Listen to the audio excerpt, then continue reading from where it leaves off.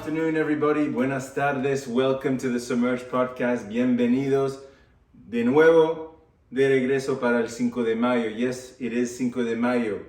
And we've already done an episode, so look back. We did a recipe with margarita made with tamarindo, spicy at that, if you are interested. But today, we're going to do a new take, maybe a new twist, a la Benji style, on a tequila drink. We're still celebrating Mexico, and we'll talk about that. Now we're doing a tequila old-fashioned, and we'll talk about that. Why is it different? But also this drink, abuelo, I'm calling TAPAME los PIES. Why? Because for me, this drink is like a comfort blanket. It's like when you are either in a place that's a little too air-conditioned, or it's a fall day or winter day, but just that missing piece of blanket on the feet. And that's what this drink is called, okay? So there's a lovely set of coincidences that have happened with this drink. And first of all, I want to thank Abuelo and Abuela for getting me this lovely Tequila Anejo CINCORO, which we are going to be using. And we're going to talk about this. I did not know that there was a little history behind it, because right now is the NBA playoffs, right? So for any NBA aficionados, I'm a Celtics fan, so no insult to Philadelphia that's coming up. You can hate the other teams, but in the end, what is interesting is CINCORO is actually founded by Michael Jordan and 4 other executives from competing teams, from the Los Angeles Lakers, the Milwaukee Bucks, and even co-owners of the Celtics, believe it or not. So here we are in this world. We talked about it during the Casa Amigos segment of the previous Cinco de Mayo segment, where this is the new trend. Celebrities, people with a lot of money, obviously, jumping on the bandwagon and loving Mexico as much as I love it, or maybe not, approaching it more from the capitalistic side because there's money to be made. But that's absolutely fine, as long as it promotes this beautiful culture that I'm absolutely in love with, and my colleagues in Mexico who are watching, you know what I'm talking about. But here we are, CINCORO, on Cinco de Mayo. Why CINCORO? Because there's 5 people that founded it. Cinco. Why oro? Because they esteem that this is the gold standard for the tequila. And that's something that brings me to the Cinco de Mayo episode, is that in this recipe, we're going to be using an añejo. I do not suggest using a silver, a blanco, a reposado. Why? Because an old-fashioned, and we'll talk about this drink, requires something with a little more maturity, a little more soul, a little more aging in a barrel. And this guy has a wonderful little story. Again, another coincidence which I don't know, but fits within the drink. So, what do we know about Cinco de Mayo? Everybody in the US has seen the commercials. They might go out and celebrate at their favorite Mexican restaurants and have margaritas, bottomless margaritas, either for brunch, for lunch, or for dinner. But let's not forget that Cinco de Mayo is not the Independence Day for Mexico. That is the 16th of September.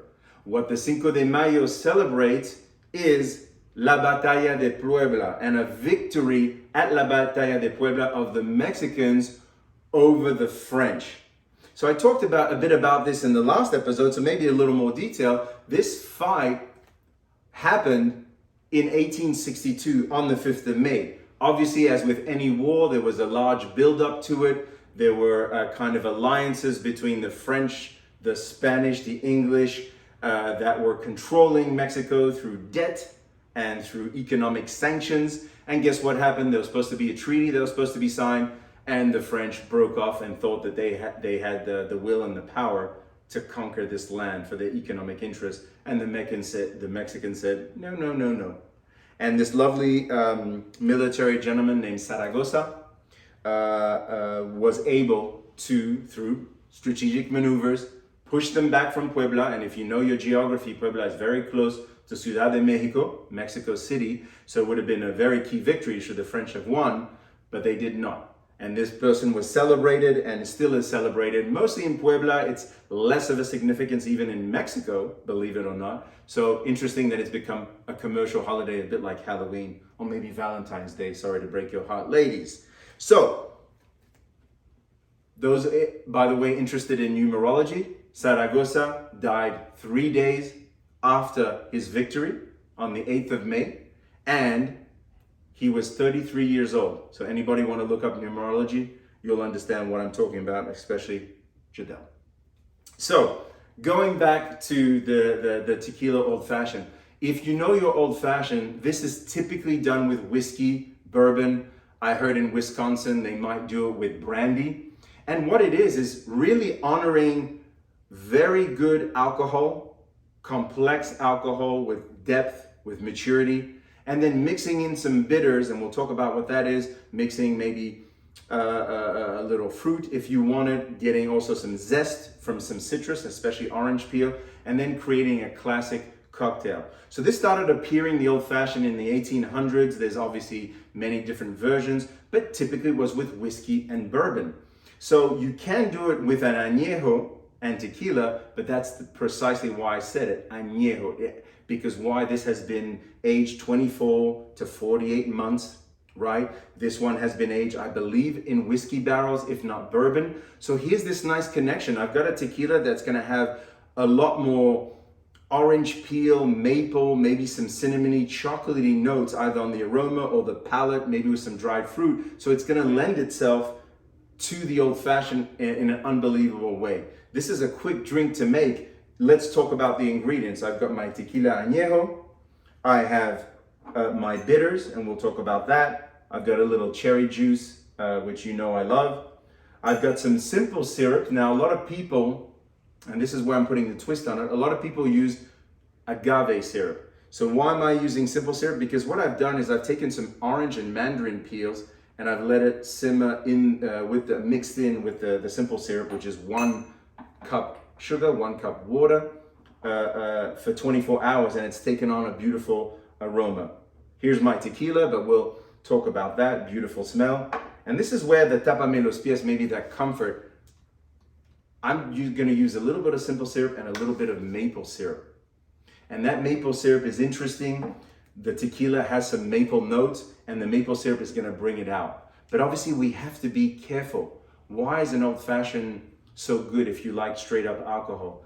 There has to be a balance between the bitter and the sweet and the alcohol. It's a very tricky thing to do because, as we know, with any simple recipes, people think just grilling a piece of meat or just having a beer is simple. No, simplicity requires the right elements and the right chemistry, and that's what we're trying to find today. So we're going to talk through this. So going back to the tequila itself, obviously harvested from plants, 7 years of age in Jalisco. That's where the majority of tequila is harvested and made. If you have been watching the CNN documentary by Eva Longoria, Searching for Mexico, she does go to Jalisco, so I suggest you look at that. It's slow cooked and fermented for about 6 days. And then, as I said, it's placed in used barrels of either bourbon or whiskey or both.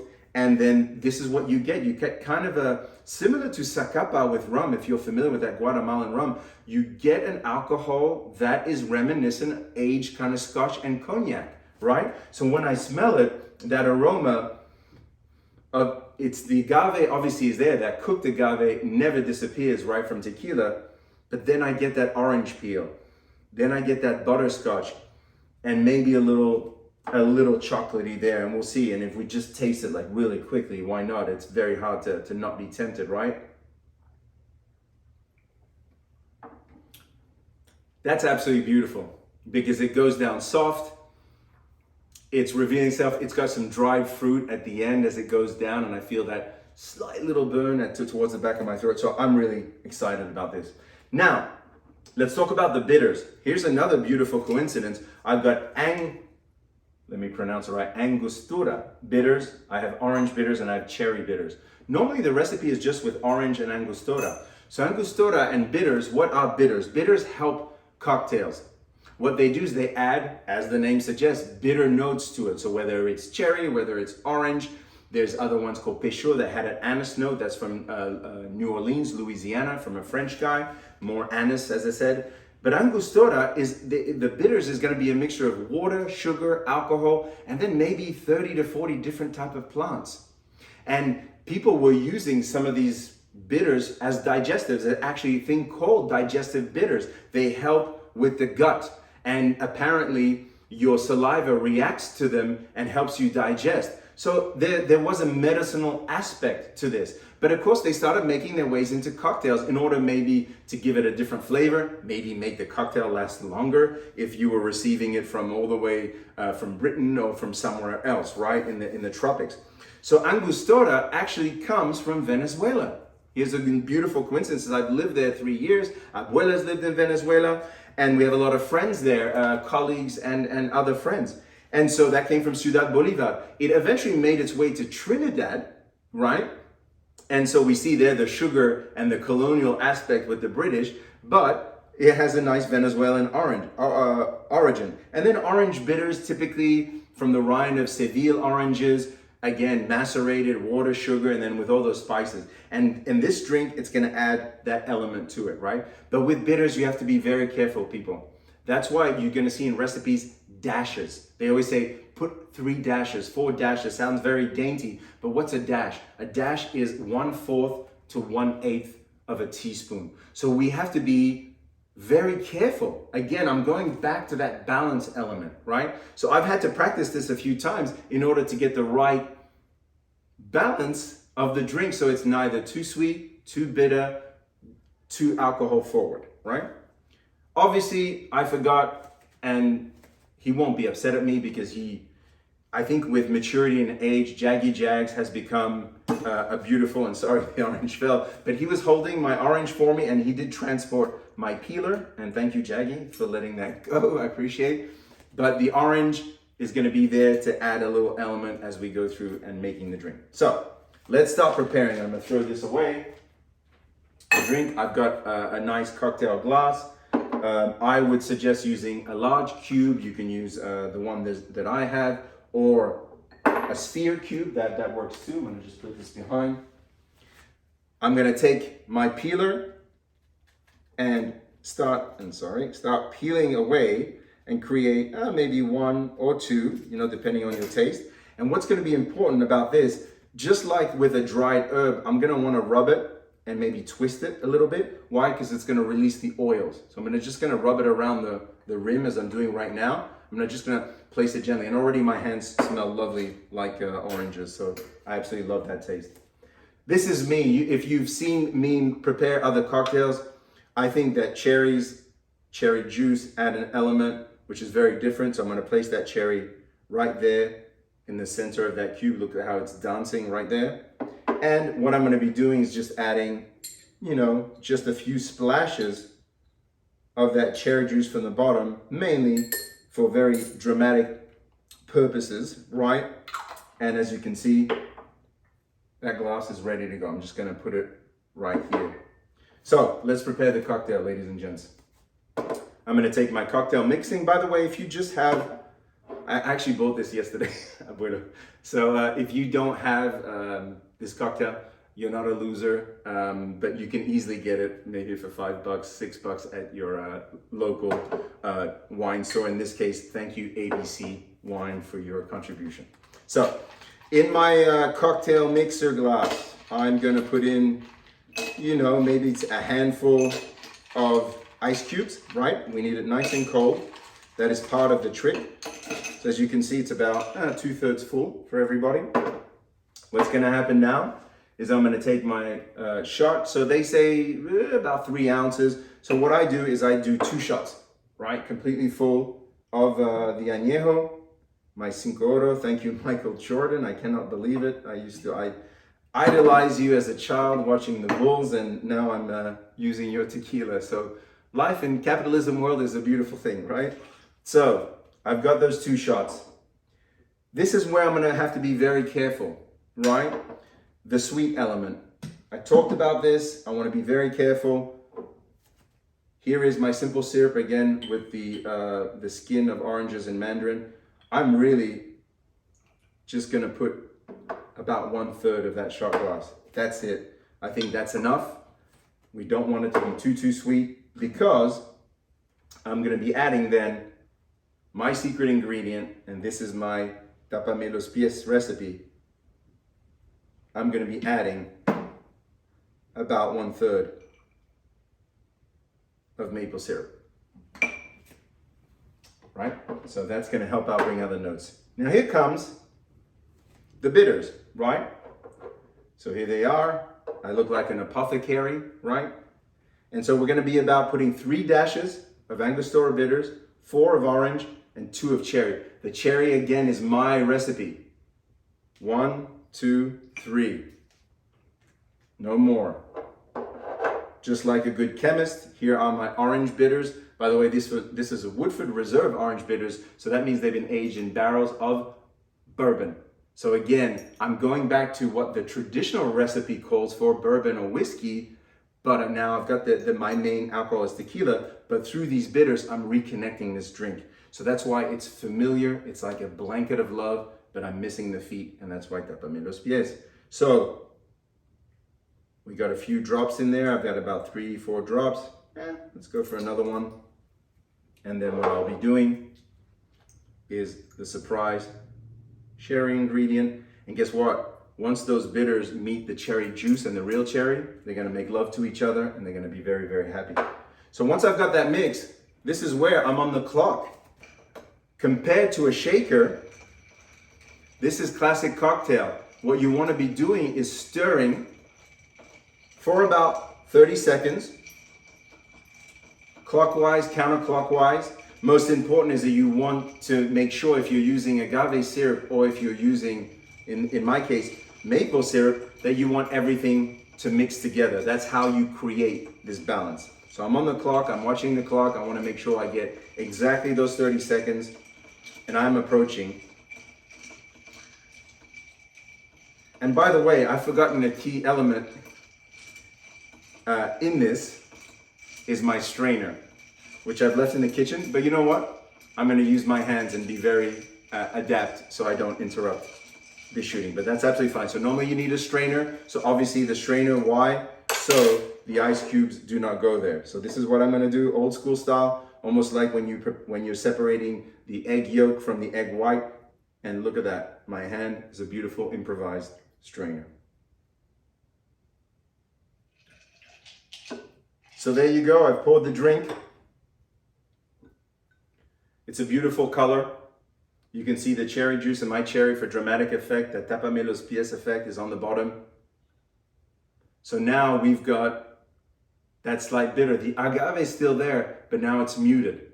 It's been muted by the bitters. Also, the sweet has probably added an element.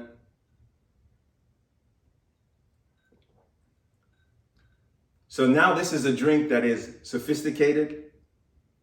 It's almost like a Mexican businessman in the Prohibition era went for a walk in a Canadian forest.